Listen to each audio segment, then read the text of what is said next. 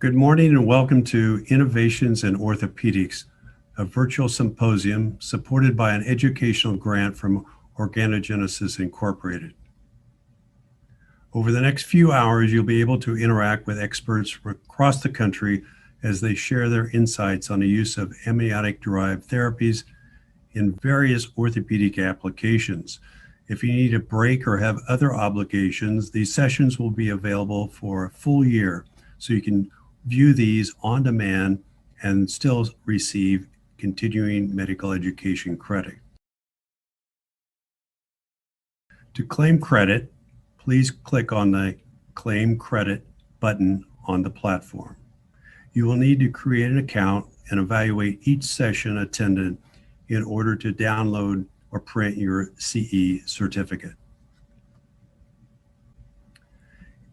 If you have questions during a session, please enter via the question and answer tab to the right of the slides. Questions will be addressed at the end of each session. You can also upload the questions submitted by your peers. Let's stay connected. Please use the hashtag Innovations in Orthopedics to share your thoughts and keep up with your colleagues throughout the day. If you're experiencing any technical issues, please utilize the Live Help button at the bottom of your screen. Thank you for joining us today. We hope you gain valuable knowledge and insights from our expert faculty. With that, I'll start off by presenting the first topic. My name is Jack Farr. I reside in Indianapolis, Indiana, and I'm at the OrthoIndy Knee Preservation and Orthobiologics section. My pertinent disclosures for this topic are that I'm a consultant for Organogenesis. My other financial disclosures are up to date on the AAOS website. The learning objectives are as follows. Examine recent advances and published clinical data of regenerative medicine therapies used in a variety of surgical applications. Review current regenerative medicine technologies, including bone marrow aspirate concentrate, platelet-rich plasma, amnion, fat grafting, etc. And finally, examine the regulatory landscape of regenerative medicine therapies. So what is needed? Why are we even talking about this? We'll talk about the knee predominantly because I'm a knee surgeon, but this can be expanded to all the rest of the joints, even including the spine. But at the knee, osteoarthritis, it's a growing problem. And as you can see, 62% are less than 65 years of age. So certainly a total knee arthroplasty is certainly not the go-to type of treatment that we'd like to offer the patients. We would like to offer them an alternatively to be able to delay this as long as possible and not suffer the consequences and potential complications that are seen. Although a small fraction, still when you multiply that by the number of joints per year, it can be quite high. So the key issues, I think misperception, confusion, and ethics on the part of the providers, regulatory barriers to entry, where are we in research, and reimbursement, since many of these are not covered by insurance. Well, one of the problems we're having is that there's unproven, quote, stem cell clinics that are proliferating across the United States. Many of these use leading language that intentionally is imprecise and exploits the vulnerability of our patients who deal with debilitating diseases. And in the US, we have the highest density of online, quote, stem cell tourism in the world.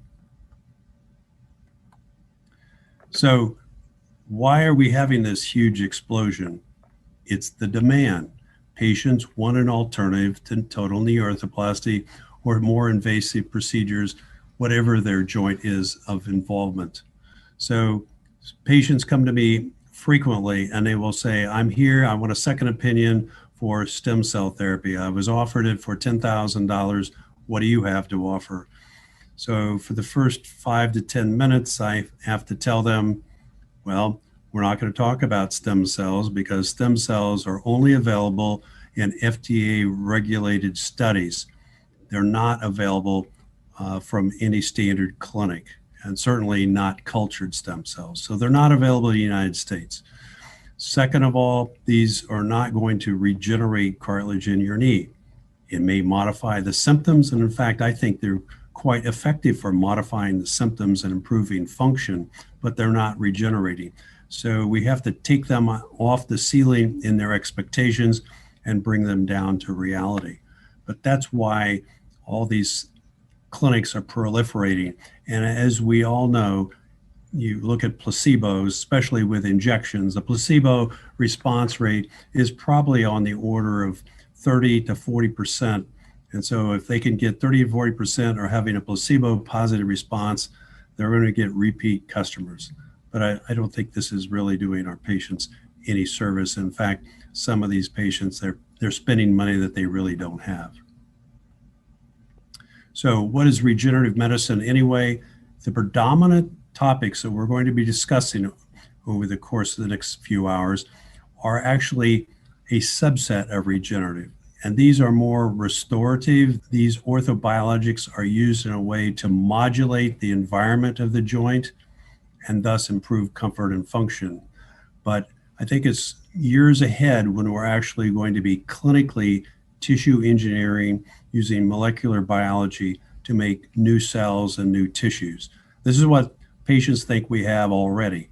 We don't. We're in the very early stages, and as you'll see, there's some promising studies, but we're just not there clinically yet. So here's an example of real regeneration, but as you'll notice, it's in a rat. And the rat here is regenerating articular cartilage. And we've seen some of the work coming out of Kuala Lumpur by Dr. Saw that has shown that he is able to regenerate cartilage. And currently Adam Ants is trying to duplicate that in the United States. But once again, that's in the laboratory in the United States. It's not in clinical use. Personally, I was fortunate enough to participate in a study with Dr. Tom Vangs-Ness. We injected cultured mesenchymal stem cells. So these were actually stem cells and they were cultured. Why? Well, we wanted to have an effect, and this was an FDA approved study. So this was an FDA monitored study. And at the end of the study, we found that it regenerated a very small amount of meniscus because we were using these trying to regrow meniscus after partial meniscectomy. Fortuitously, we were taking patient-reported outcomes using standard scales and noted that those patients who had mild to moderate osteoarthritis, they had decrease in their symptoms. So they had decreased pain and improved function. And so this sort of spurred my seek to find out, okay, we are modulating the knee. Can this be expanded? And so just because we're not regenerating tissue doesn't mean it doesn't play a role in helping patients. So where do we come in on regulatory? I'm going to talk about this on this slide, and then I'll talk about it again. It takes a while to seep in if you've not seen this before. These are outgrowths of regulations on homologous tissue and cell therapy products. And so the actual specifics in the references, it's a 351 pathway and a 361 pathway. When you're talking about new drugs and new biologics, and they are just completing their FDA trials, they present them, and then if they work and the FDA allows it, they get a biologic license. That's a 351 pathway. These, in many cases, if you're looking at articular cartilage, they're looking at a randomized controlled trial, looking at virgin focal chondral defects. They usually require dual endpoints. And it's very difficult to go through, very costly. It probably costs in the order of plus or minus $50 million for a typical drug for the knee to go through. Now, 361 pathway, this was originally referring to those allograft tissues. So allograft, well, if you think we do osteochondral allograft plugs, meniscus allografts. So the banks, these are regulated, and FDA oversees safety and how these are procured, especially after the early 2000s when they had some deaths with contaminated allograft tissues. Since that's been changed, there's not been a reported death or transfer of disease from an allograft. These are used homologously. So we're taking a femur and we're putting it back into the femur. Same thing with grafts for soft tissue and even cell therapy. Now, this has been expanded. So in the allograft world, that would include amnion. That's certainly an allograft. So when you're looking at the subtlety on when does it fit into a 361 pathway, well, the FDA says amnion is a barrier. So you can use it as a barrier. And so when you're using it as a barrier for example, a diabetic foot ulcer, that's probably going to remain in the pathway of 361. It's going to be overseen. So the FDA is going to oversee assuring the safety of procurement, processing, and transfer, but they're not going to regulate how it's used unless you're going outside the pathway of using it as a barrier. Outside that pathway, then you're going to claim something else. So you're going to claim it has an effect on osteoarthritis, or you're going to inject it into the knee. Well, that's non-homologous. So the FDA is going to require that to go through a test, so a 351 pathway. Well, what's happened is in the past 15 to 20 years, all these different tissues and applications that we'll discuss have just kind of come up through the woodwork, and now we've had them, and the FDA really hasn't made a definitive statement on some of these tissues. And so they're being used across the country, and that would include some of the MSCs, some of the amniotic products. But in 2017, the FDA came out with a draft guidance, and basically what they said, if you're going to be making claims and it's non-homologous, then you're going to need to submit a 351 pathway. So you're going to have to go through this FDA monitored randomized controlled trial to actually be approved. And if you don't, then we're not going to allow it. And you're saying, well, it's 2021. How are they still doing this? Well, originally the FDA sort of gave everybody a pass card until November 2020. COVID hit. Now they've expanded to the spring of this year. So as you're going to see, the FDA is going to go out and enforce this for first of all, there's so many clinics, so many people doing these things. The FDA doesn't have the manpower to shut all these non-compliant clinics down. So they're going to go for the really bad ones, the ones that are harming patients first, but gradually ongoing, especially if it's a major company that's backing these, the companies are actually going to have to say, aha, we really do need to do an RCT, submit to the FDA, and go through this 351 pathway. So I think the number of products is markedly going to narrow in the next few years. So do you use these alone or in conjunction with surgery? So you're looking at these and what are in these products, and we'll go into what is contained in each individual one, and then the other speakers will even go into more detail. But basically, there's two sort of categories on how these modulate. One is the catabolic anabolic type of a response, and the other is inflammatory anti-inflammatory response. And so if you have a knee that has chondral debris, the chondral debris irritates the synovium becomes inflammatory, and this starts a cascade.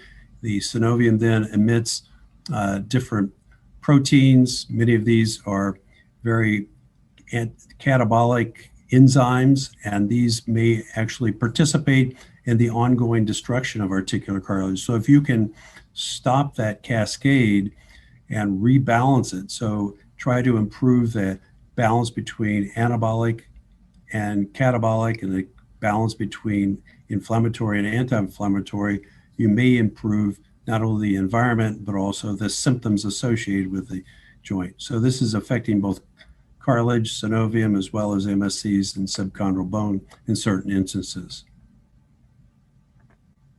So we'll look at some orthobiologic options. And as I said, this is an overview.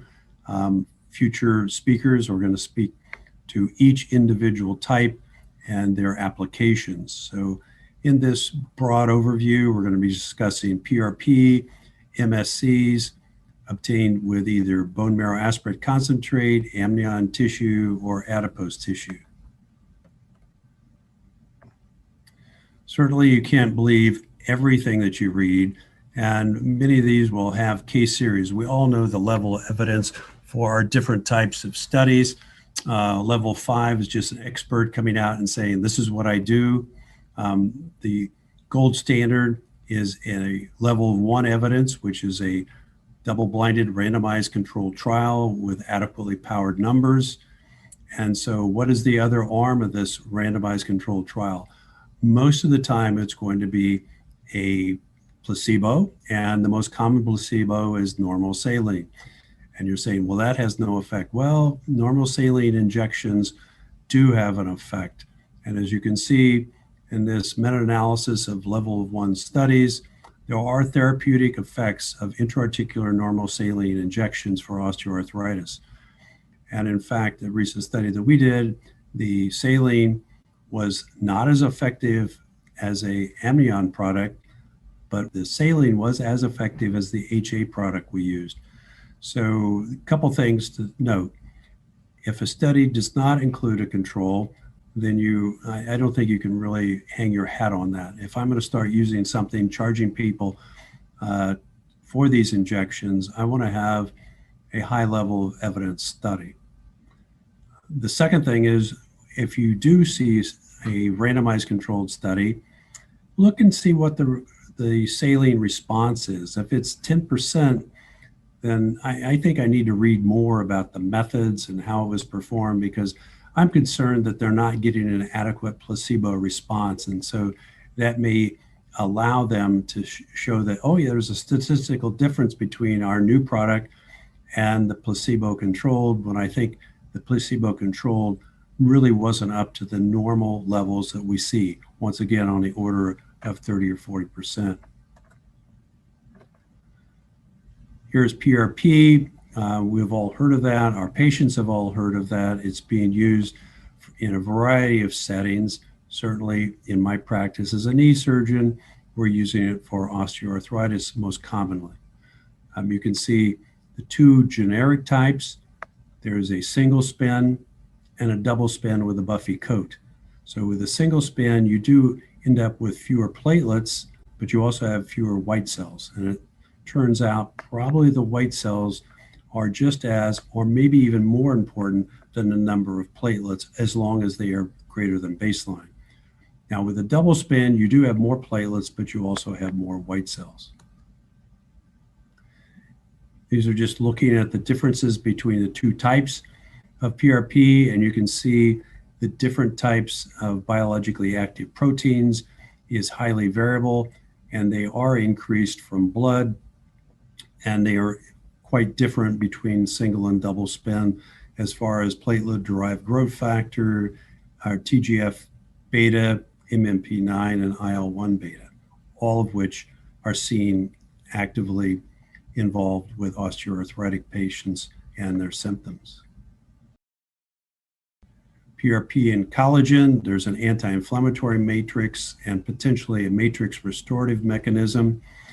Once again, this is under investigation, but you can see if you take PRP, and Jason Dragoo was one of the first that opened my eyes to this, there's over 1,000 biologically active proteins in PRP. But if you take the concentrations that are probably significant, that narrows the range probably in the order of 20 or 30. And for a specific application, for example, in this case, they're looking at prochondrogenic and antichondrogenic. So PRP has both of these. So the holy grail would be able to process your PRP in a way that you would end up with only the prochondrogenic when that's what you're trying for, and get rid of the antichondrogenic. Well, guess what you've created? You've created a drug, and now you've taken something that is sort of being allowed to pass through. The FDA is not really regulating PRP at the present time. They're just regulating the instruments that you're using to make it. But once you start manipulating it, then it's a drug, then it has to go through a 351 pathway. So that's a huge barrier to doing that type of procedure. PRP, what's the effect on MSCs? And MSCs, I know the term that you're most common used to is mesenchymal stem cells. The individual who came up with mesenchymal stem cells is a brilliant scientist, Arnie Kaplan at Case Western. He took these cells that we still see today, we just call them different things. He took these cells and was able to manipulate them with a variety of laboratory methods to create different lineages. So he could take these cells and push them towards muscle, push them towards fat, push them towards cartilage. In the real clinical world, that doesn't happen. So he would like to do what we all do when we send out an email. We go, oops, we shouldn't have sent that. So we send out a recall my last email. Guess what? The first email is always there. It's never going away. And so for poor Arnie Kaplan, his term mesenchymal stem cells, and people have just shortened it down to stem cells, has stuck. It's captured the excitement of the media and patients, but he's still trying. So he's redefined them as medicinal signaling cells. And it's certainly more applicable, and it's actually what they're doing, because these cells that we're injecting, whether you're getting them from bone marrow, whether you're getting them from adipose tissue, these aren't the true stem cells. There are stem cells that are unique, and they live in the perivascular areas of the different organs. And the PRP can actually communicate and call your endogenous stem cells to action. So that is another way that PRP may be working. Here's a case example. This patient obviously has both bone and cartilage problems. In this case, this is a use of PRP in conjunction with a scaffold and microfracture, or in this case, drilling. As we all know, microfracture is kind of falling out of favor, and we're now using either very, very small holes and they're going deeper. As you can see, this was added to Biocartilage, which is a proprietary name. So this is just acellular morcellized articular cartilage, and it's combined with PRP and BMAC in an effort to mobilize some of the inherent stem cells within the knee to come in and help repopulate this area. Ongoing studies are certainly of interest. This is another for surgery and these biologics. What do we do with osteochondral allograft? Well, if we look at osteochondral allograft, it's, as we all know, it's very effective, and most people quote a good and excellent result on the order of 80%. Well, how do we improve that to closer to 100%? If you look at the failure mechanisms, one of the failure mechanisms is the articular surface either desquamates or delaminates, and the other is there's a failure of the bone to heal to the base. So this bone healing to the base, one of the ways that researchers are looking at, how can we augment this healing process? In this prospective evaluation, they looked at osteochondral allograft and they were adding biologics. What are they adding? In this case, bone marrow aspirate concentrate. I use this myself. So I use bone marrow aspirate concentrate. I mix it with DBM, demineralized bone matrix. And the studies are still ongoing. It's a debate that I think, am I doing no harm? Yes. Am I making them worse? No. Is it going to work? I don't know. We're going to have to wait for the studies. But in the meantime, I'm able to add this as an adjunct to an osteochondral allograft, and in my mind, trying to get improved bone healing is better. PRP and osteoarthritis. So this is probably the workhorse around the country. And there are many different studies, and have been compared to both saline, compared to HA. And if you look at that, you're going, well, one study says it works, one study doesn't work. So you really need to drill down a little deeper into these studies. So one study says it doesn't work. One study says it does work. It might work. Well, I think patients, especially if they're paying out of pocket, they want something better than it might work. And you can see here's a prospective double-blinded randomized controlled trial, so level of evidence 1 for treatment of knee OA. And if you follow the IKDC, you can see the top, the darker, that's PRP, the lower yellowish tint is HA. And certainly there are trends and statistical difference between these two. So it's a positive effect.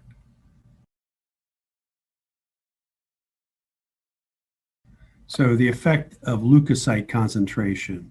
And if you look at the variety of studies, and these are level of evidence 1, so it's not these were bad studies, but why do some say it works and one say it does not work? Well, what you need to do is to drill down once again and look at, are these leukocyte rich or leukocyte poor? And the conclusion, so this is looking at multiple different studies, is that lower leukocytes are important. So it turns out you can use a single spin. So from an office standpoint, it's quicker, and yet for an osteoarthritic patient, it's probably more efficacious than a double spin. This is the conclusion.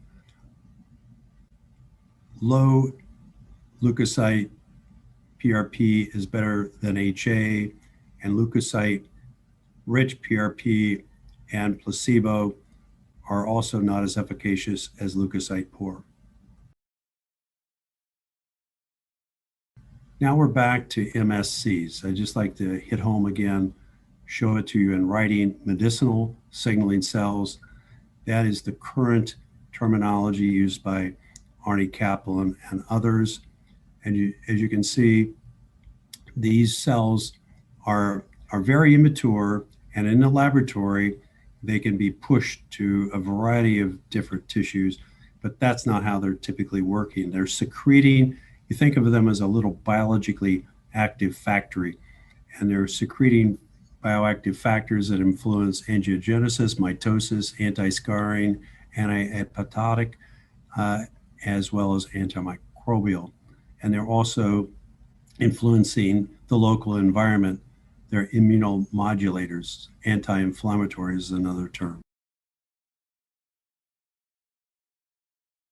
So using these medicinal signaling cells, where do you get them? Well, you can get them from bone marrow, adipose tissue, synovium.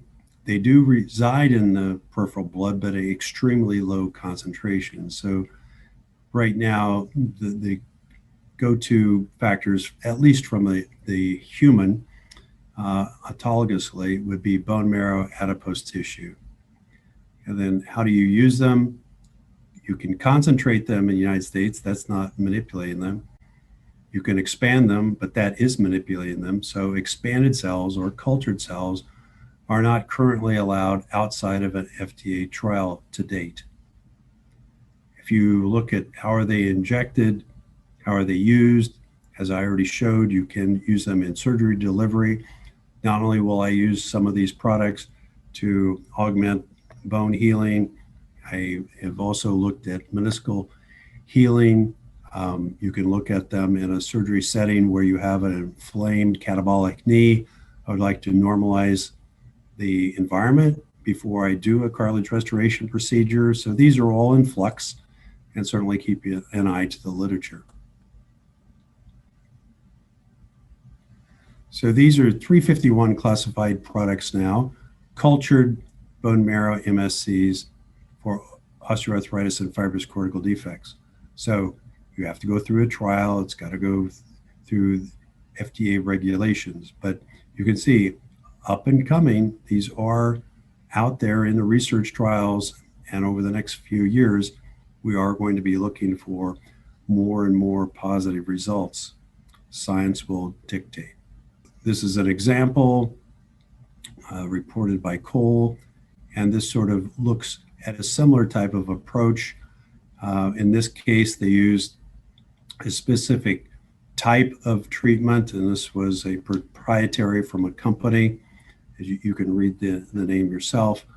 Once again, this is research ongoing. this will be described elsewhere. These are a variety of ways to derive MSCs from adipose tissue. The FDA, as far as this particular product, this is called fragmented fat. So the key term, it's fragmented. So it still retains its normal function as fat. It's just been fragmented. So there's smaller amounts, so the cells are able to escape easier. It's also washed, so some of the free fat is gone, because you don't really, it's not the adipose cells that you want, it's the risk vascularity around the cells. And the risk vascularity, that's where these parasites are. That's where the MSCs are. So right now, with this non-manipulated approach, the FDA is allowing it. What they will not be allowing in the future is if you're using ultrasound or enzymatic digestion to get this fibrostromal fragment. So although these may be used in the United States today, very soon the FDA is going to be tightening their regulation, and some of these will no longer be available. So what are the effects of this autologous microfragmented fat on tissue proteoglycan synthesis in NEO-A and diffuse osteoarthritis? So if you can see with arthritis, clinically they improve by a score of 20, which is clinically significant. We'll move on to BMAC. As you can see, there are a variety of systems. And one of the problems we have, across the country, because we as clinicians would like to be able to tell our patients, well, this study supports this one does not support that. So number one, the harvest technique is extremely important. Hernigau showed that the first 1 to 2, maybe 3 milliliters of bone marrow aspirate with forced vacuum is going to yield the highest number of MSCs. If you continue to aspirate and you're using the same amount of force, you're rapidly going to have peripheral blood enter, and you're going to have a specimen that has 2 to 3 milliliters of higher concentrates of MSCs, and then maybe 60 milliliters of peripheral blood. You don't want peripheral blood. So most people are trying to harvest it in very small alloquats by redirecting their cannula in multiple different sites. And then they're using a variety of different systems to concentrate these. So you cannot say, well, a study showed that product A did well for BMAC, but my clinic has product C. Well, they are different. So you really have to use system-specific information and data. So what should we do, and where should we go? If you look at this, here's a proximal humerus. Some people are using it from the proximal tibia, distal femur, iliac crest. So if you're looking for the number of cells, if you take all of the different types of literature and cross-reference them, the iliac crest typically will come out ahead. So iliac crest and posterior has higher concentrations on the aspirates than anterior crest. But certainly you can show literature support that there's adequate cells in the proximal humerus, proximal tibia, and distal femur. And it may make sense in certain circumstances if you're doing a femoral specific surgery to harvest it locally. I think these have to be reanalyzed, and it's going to be important that the data is corroborated through multiple different labs. Bone marrow concentrate and platelet-rich plasma, certainly, as we've discussed, they differ in cell distribution. Many of these MSCs that we're looking for are mesenchymal stem cells, but guess what? There's also hemopoietic stem cells that you're harvesting. You always have to be aware of that. If we're looking at the summary of defining characteristics on the different types of products, you can see that they have widely different levels of IRAP, MSCs, TGF-beta, platelet-derived growth factors, IL-1 beta. So it's important to know where you're harvesting, how you're processing, and then what are you going to do with this product and how it applies. So there are so many factors. You have to keep all these very specific to your certain application. Here's a prospective single-blinded placebo-controlled trial of BMAC for knee osteoarthritis. And at first glance, it's very difficult to tell, is there really more effect? And I think when it's this close, we have to look, there's no statistical significance. This is just one study. Here's a systematic review of BMAC for focal cartilage defects or osteoarthritis. So 11 studies, 5 are prospective. Those are the ones you want to look at. 3 studies for OA and 8 for fibrous cortical defect. So positive studies, it is safe, but I think we need to wait on better evidence. In particular, for fibrous cortical defects, I was just a co-author on a paper, and we did another systematic review, and we found that if you're looking at basic science, it's really equivocal. It's about a 50% it works, 50% it doesn't. If you look at clinical evidence, there's a lot more that you would conclude that it works. So to me, what I'm saying is, there may be some bias why the patients were experiencing this positive. So I like to see animal work that says, this is unequivocal, it works, and then translate that to humans. But going backwards saying, well, it works well for humans, then why isn't it working at the animal? There's some disconnect there. So once again, continue to observe, looking for more optimal evidence. So human amniotic-derived tissues, these are widely applicable in sports medicine. This is an excellent article that you might want to review, American Journal of Sports Medicine in 2015. So they look at the basic science, early results, and potential clinical applications. I'm not going to go into this into detail because future presenters will. I'd just like to say that it is under investigation. The basic science looks promising, and even the clinical science looks promising. I was fortunate enough to participate in an amnion trial for osteoarthritis, and it was positive in comparison to HA and saline.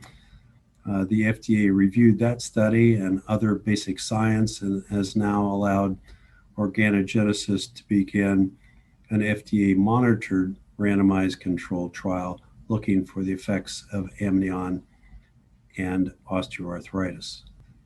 Backing up, 361 classified products. So PRP as a generic, you can just say PRP, but there's varieties that we've seen that the one company from company A and company B are going to be different, and how they affect the rotator cuff in the laboratory will also be potentially different.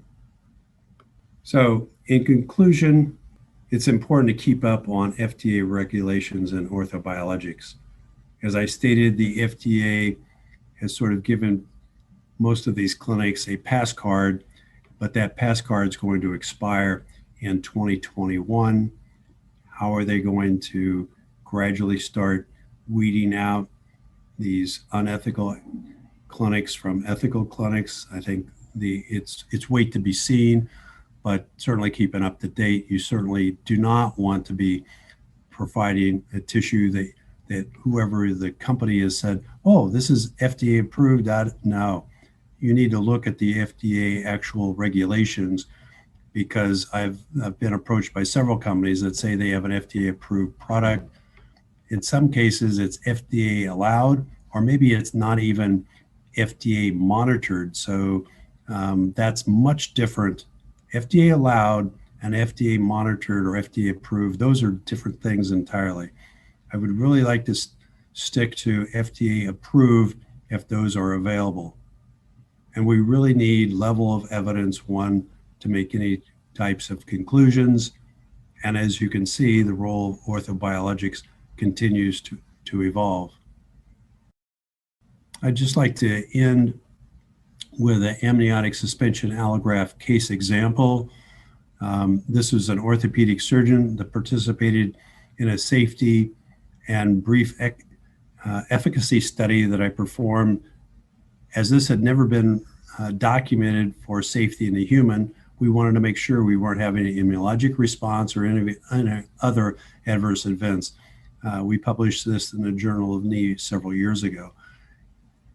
He had a partial lateral meniscectomy 15 years ago, then a chondroplasty, and he has had just multiple treatments with corticosteroids, activity modifications, and still continue to have activity-related pain. He had good range of flexion, limited extension. Here's his radiographs. You can see on the AP, he does have a joint space, and so that's what he's walking around most of the time. But in regions, as is typical for a lateral meniscectomy OA patient, they're bone on bone with further flexion. So that was pre-injection. Maximal pain was 6. He was very realistic. He had no pain at rest. There you can see his KUS symptoms. 6 months post-injection, radiographs did not change. You're saying, why did I use a KL4, so bone on bone? The rheumatologist, immunologist who was working with us looking for safety, because they were unsure of the safety, they wanted to be positive that if these patients failed this treatment or had an adverse reaction, they would still be amenable to standard of care, and which in this case would be some type of arthroplasty. So 12 months, his maximal pain had decreased from 6 to 3, and his KUS symptoms and activities of daily living, all of these have markedly improved. In fact, anecdotally, at 18 months, his symptoms began to recur, and he requested a repeat injection, which he underwent, and once again had improved symptoms. This just goes back to the VAS and KUS. So I'd like to thank you for your attention during this portion. You can submit your questions, and we'll be happy to answer them at the end of this section. Appreciate any of the questions that you have, and we'd be happy to answer them.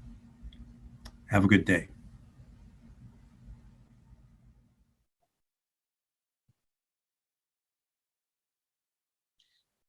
Thank you for attending today's session. I know you probably have some questions. Please go to the bottom. There's a chat button, and you can enter your questions, and we can go through those. We've got one already. It says, do any orthobiologics create or regenerate new tissue? We have to put that in the context of US regulations. Currently, quote, stem cells, especially cultured stem cells, are not allowed by the FDA in the US. There have been reports, especially if it's an FDA monitored trial. I participated in one with Dr. Tom Bangs-Ness. We were trying to regenerate a meniscus. It regenerated a trace of meniscus, but as you'll see in our conclusions, we didn't see, it was not clinically significant. It was just a sort of window dressing. That was just one study, so it's not been optimized. You're probably familiar with the work of Dr. Saw, and now that's being sort of progressed in the United States by Dr. Adam Ants in Pensacola. This is with FDA oversight, and he's harvesting MSCs from the peripheral blood and then trying to augment a microfracture or a marrow stimulation response to include more hyaline-like cartilage. Certainly Dr. Saw's evidence looked encouraging. However, these are only in FDA-approved trials, and so currently what is available to the general public will not regenerate tissue. I think that's the most common comment that my patients have, especially when they're in for a second opinion. They've already seen someone at a quote stem cell clinic. I first have to talk to them that we're not talking about stem cells in the United States. Even Arnie Kaplan, who coined the term, states we should call those medicinal signaling cells.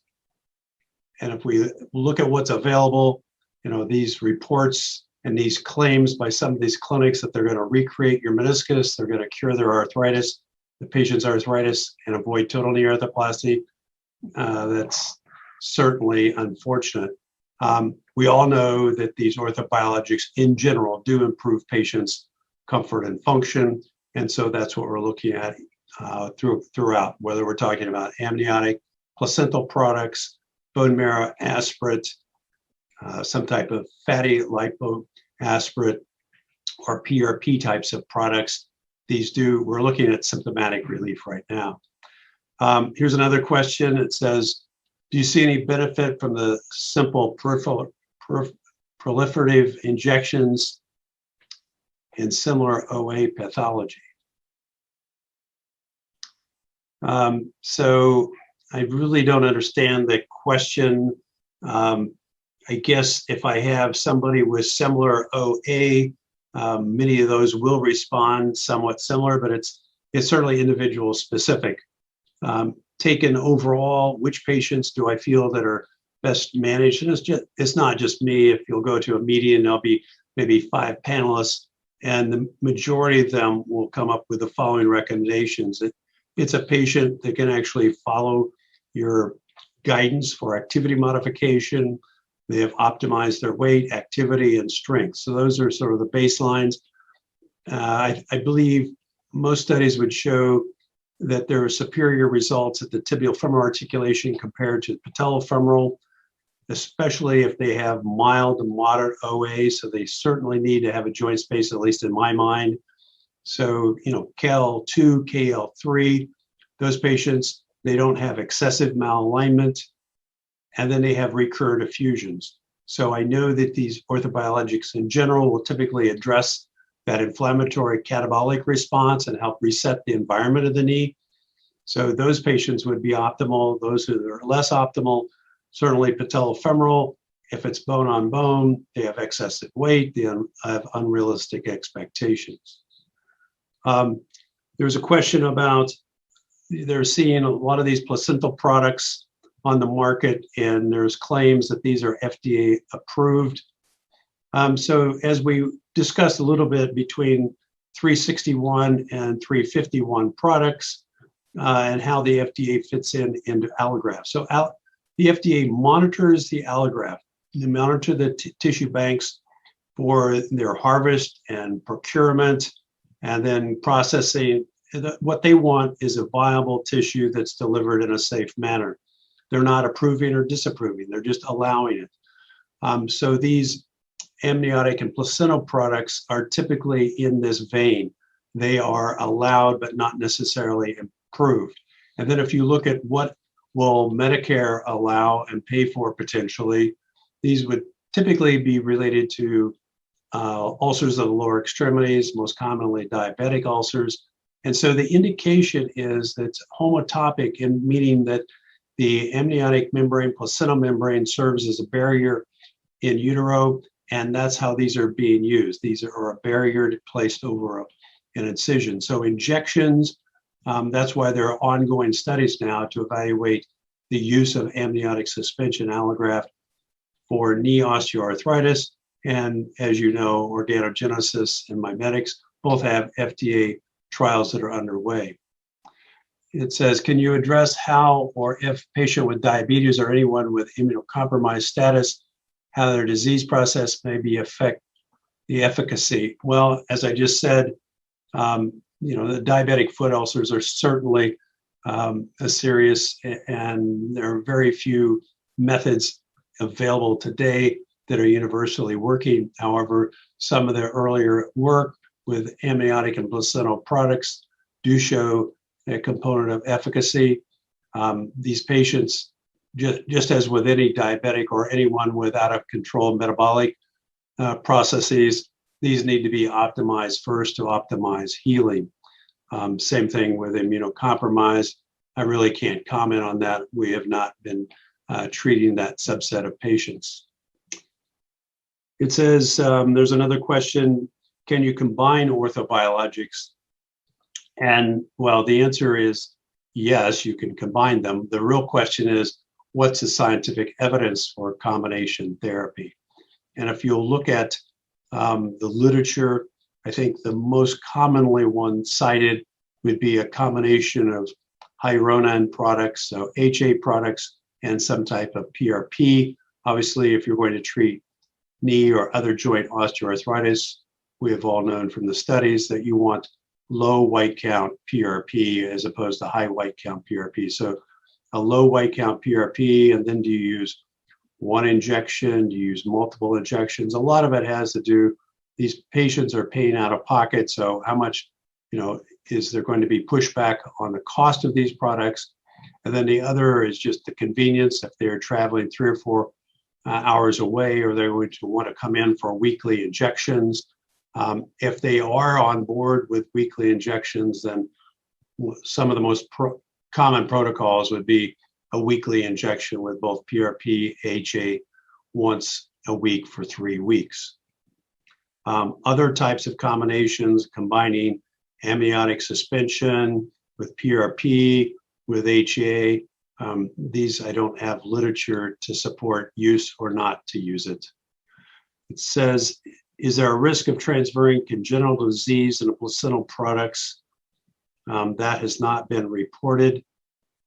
Certainly, ongoing monitoring is important, but to date, there have not been types, and specifically the person asking this asked about sickle cell disease, muscular dystrophy, thalassemia, etc.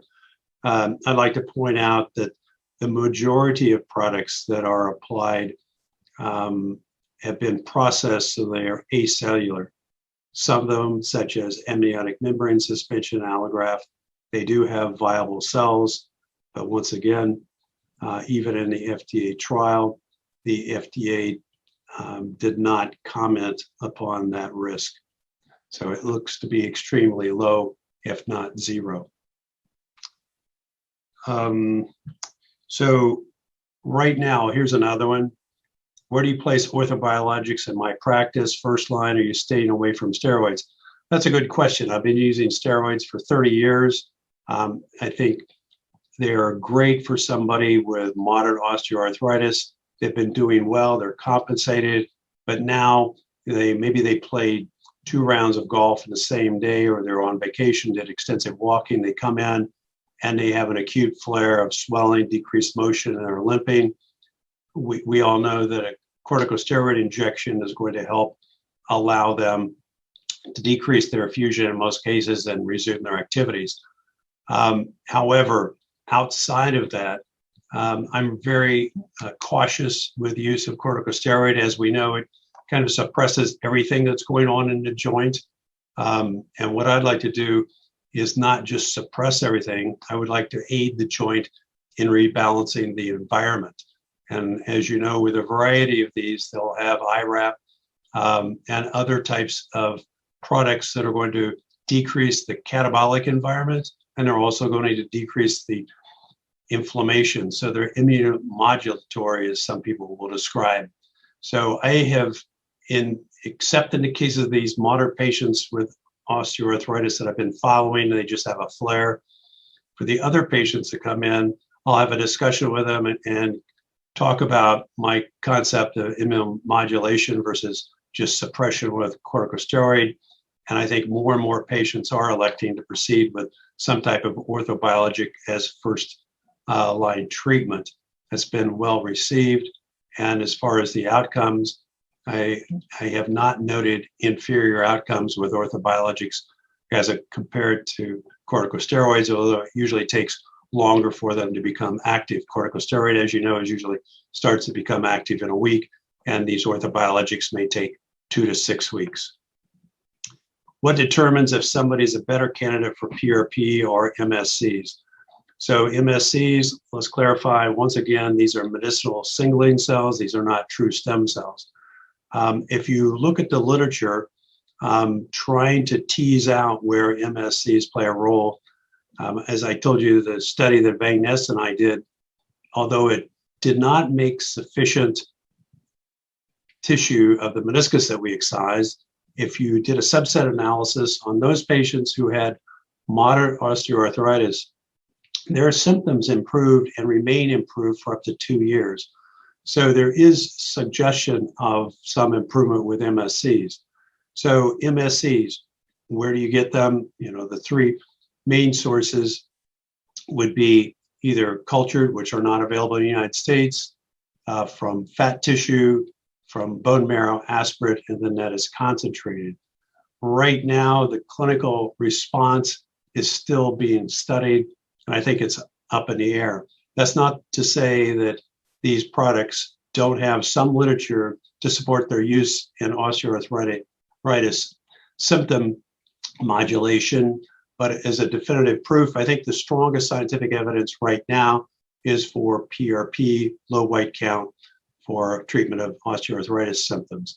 I think clinically, the ones that are available for use, such as the adipose, if you're microfragmenting, that's not manipulating. If you're using enzymes or ultrasound sonification, currently those would not fall within the guidelines for acceptable use in the United States. And you're asking, well, what about the policing mechanism? So in 2017, November, the FDA issued a guidance letter for these orthobiologics. And basically in the letter said, here are, this is what we're looking at. And what we would like for each manufacturer or each proponent of these different therapies, please review how they fit into 351 and 361 pathways.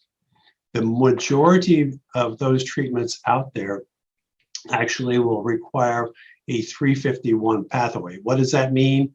The study or the person who has the product is going to have to go through a very rigorous process using a randomized controlled trial, submitted the trial under the FDA guidance and meet certain outcome criteria. And with that, dependent upon the review by the FDA, they may be able to apply for a biologic license.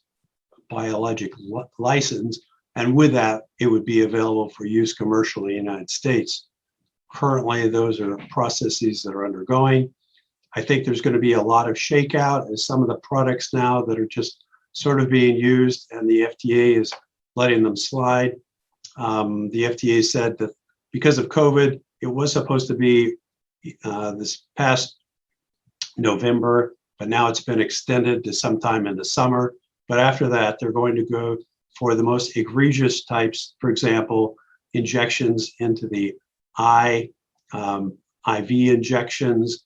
Those things they're going to shut down first, and then they're going to go to these other clinics that are making unsupported claims, and especially they're using products that should be pursued with a 351 pathway.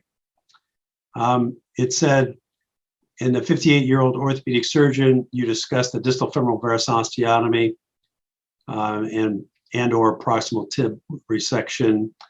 It says, did I discuss that? So first of all, this is an orthopedic surgeon. He was actually one of my junior residents when we did our training, so I have known him. He is just markedly against any kind of an osteotomy. And so he wanted to try something else other than osteotomy, a uni or total, and he fully understood the implications. I think in most people, especially if you have isolated lateral compartment disease, I would agree with the questioner that femoral osteotomy and proximal tibial osteotomy certainly can address that problem. The advantage of the tibial is that it's addressing both extension and flexion. And as you know, the distal femoral is only for extension. I think osteotomies are very powerful. In the United States, they're probably underutilized. So at this point, it looks like we're winding down on the corrections. If you could stay tuned, I will sign off and the next session will be upcoming. Thank you very much for your questions. Have a great day.